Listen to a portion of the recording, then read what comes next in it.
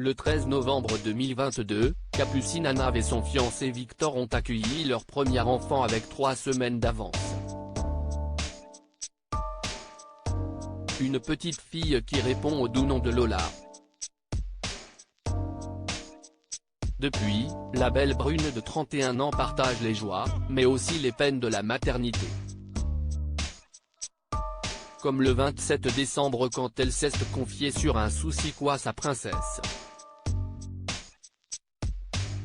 Au quotidien, Capucine Anave ne cache pas sa joie d'être devenue maman. Un rêve qui s'est réalisé pour l'ancienne candidate de télé-réalité, révélée lors de la saison 6 de Secret Story, en 2012. Mais tout n'est pas toujours rose et elle le fait aussi savoir.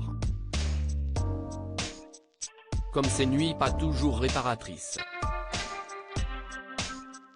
Et un autre détail inquiète quelque peu la jeune femme comme elle l'a dévoilé sur Instagram. La petite Lola est victime de reflux, ce qui pourrait être synonyme de RGO, reflux gastro-œsophagien. Cela peut se caractériser par une sensation de brûlure au niveau de la gorge ou de l'estomac, par une respiration sifflante ou par des régurgitations. Capucine Anave n'a donc qu'une hâte, être à la consultation avec son pédiatre qui aura lieu le 29 décembre. Hâte d'avoir ce rendez-vous chez le pédiatre demain pour régler ce problème de reflux, a-t-elle écrit en légende d'une vidéo sur laquelle elle caresse le ventre ou les jambes de Lola. Nul doute que par la suite, elle tiendra ses abonnés informés de la situation. Une hospitalisation à 3 semaines de vie début décembre, si est un autre souci de santé inquiétant qu'elle partageait avec ses abonnés.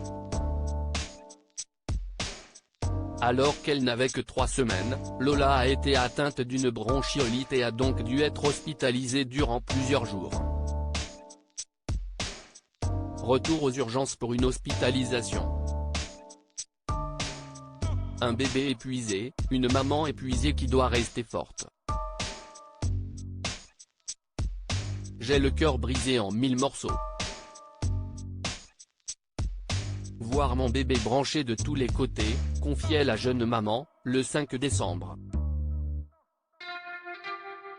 2 jours plus tard, elle révélait que l'état de son bébé était stable et que les médecins lui avaient donc enlevé les tuyaux pour pouvoir respirer.